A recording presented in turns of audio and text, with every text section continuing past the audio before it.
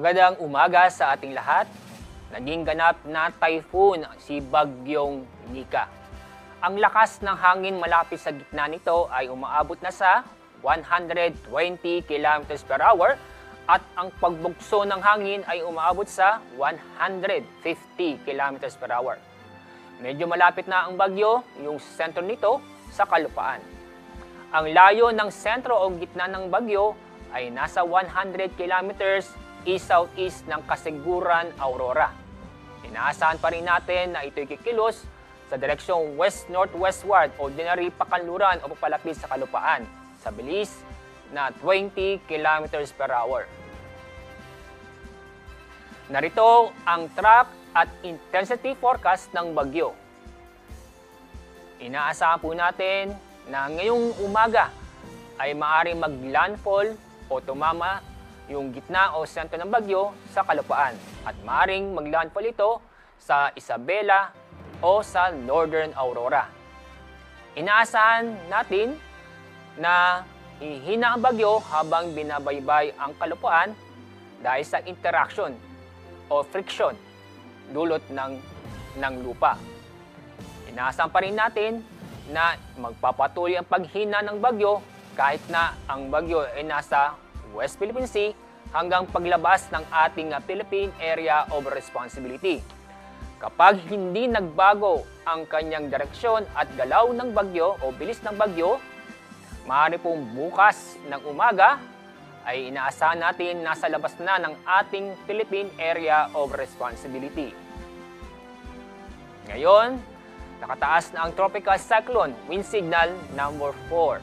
Ang mga lugar na sa ilalim nito ay northernmost portion ng Aurora, central at southern portion ng Isabela, southeastern portion ng Abra, central at eastern portion ng Mountain Province, eastern portion ng Ifugao, at western at southern portion ng Kalinga.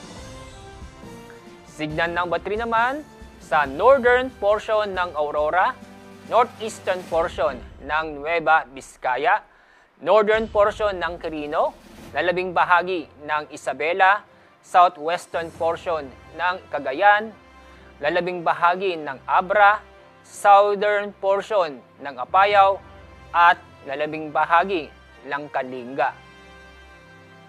At ganoon din, nakataas ang signal number 3 sa lalabing bahagi ng Mountain Province, lalabing bahagi ng Ifugao, northern portion ng Benguet, southern portion ng Ilocos Norte at Ilocos Sur.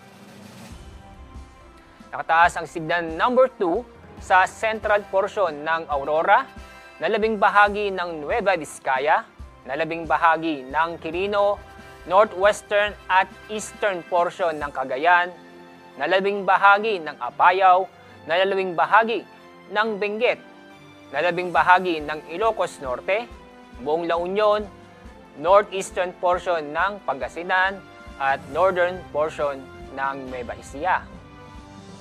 Samantala, nakataas ang signal number 1 sa lalabing bahagi ng Aurora, lalabing bahagi ng Cagayan kasama ang Babuyan Island, lalabing bahagi ng Pangasinan, lalabing bahagi ng Nueva Ecija, buong Bulacan, Pampanga, Tarlac, northern at central portion ng Zambales, Metro Manila, Rizal, eastern portion ng Laguna, northern at eastern portion ng Quezon kasama ang Pulilo Island, Camarines Norte at northern portion ng Camarines Sur. Ngayong araw, may naasahan na matindi o malalakas na pag-ulan dahil sa Bagyong Nika. Intense hanggang torrential na pag-ulan na maranasan sa Aurora, ganoon din sa Isabela, Cagayan, Quirino, Nueva Vizcaya, ganoon din sa Ifugao, Mountain Province, Kalinga at Apayao. Heavy hanggang intense na pag-ulan na maranasan sa Abra, Benguet, Ilocos Norte, Ilocos Sur at La Union. Moderate to heavy rains na maranasan sa Camarines Norte, Camarines Sur, ganoon din sa Quezon, Nueva Ecija, Tarlac at Pangasinan. Bukas, may naasahang pa rin na malalakas o matinding pag-ulan. heavy hanggang intense na pagulan sa Ilocos Norte at Ilocos Sur, moderate to heavy rains sa La Union at sa Pangasinan. Dahil sa pag-ulan nito, mataas pa rin ang banta ng pagbaha o pagguho ng lupa, lalong-lalo na sa mga mababang lugar, malapit sa kabundukan o sa may paanan ng bundok at malapit sa ilog. Pinapayuhan po namin na patuloy na makipag-ugnayan sa mga local government officials sa mga nabanggit na lugar at alamin ang litas na lugar o evacuation center. Ngayon, mayroon pa rin tayong gale warning dahil sa epekto ng bagyong Nika. Inaasahan na matataas na alon sa mga baybaying dagat. Ang mga lugar na sa ilalim ng gale warning ay yung sa eastern coast ng Cagayan, buong Isabela, Ilocos Norte, Ilocos Sur, Aurora, Quezon, kasama Polillo Island, Camarines Norte, northern at eastern coast ng Camarines Sur, at northern coast ng Catanduanes. At dahil dito ay automatic na bawal pumalaot ang ating mga kababayan sa mga lugar nito dahil sa matataas na alon. Narito ating storm surge warning. Yung kulay orange po, ibig sabihin niyan may naasahan na ang taas ng storm surge o daluyon ng bagyo na aabot sa 2 hanggang 3 metro. Ang mga lugar na sa ilalim nito ay Cagayan, ganoon din sa Isabela at Quirino. Samantala, yung kulay orange ay ito yung inaasahan ko natin taas ng storm surge na abot na halos 2 metro. So ang mga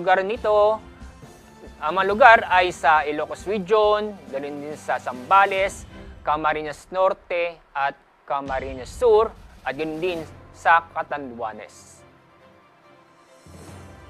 Bago tayo magtapos, bukod sa bagyong Nika, meron tayong binabantayang 2 bagyo sa dagat Pasipiko.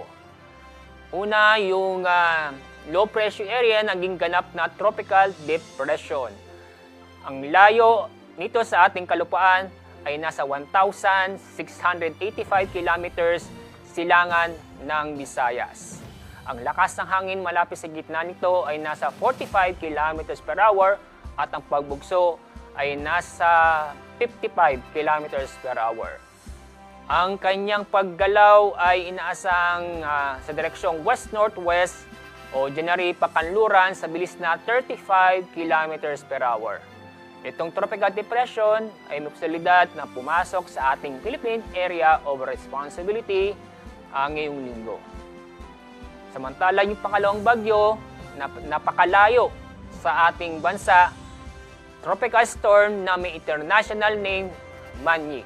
Ang layo nito sa ating bansa ay nasa 3,555 kilometers silangan ng Central Luzon. Ang lakas ng hangin na malapit sa gitna nito ay maabot sa 85 kilometers per hour. Sa ngayon, malabong pumasok sa ating Philippine Area of Responsibility.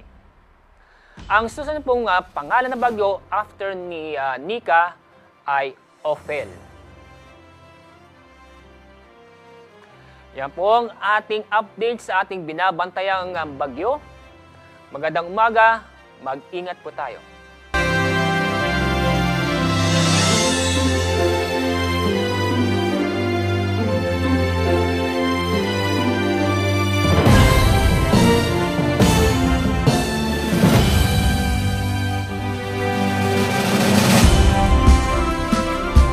Sa muli, maraming salamat sa inyong panonood at pakikinig.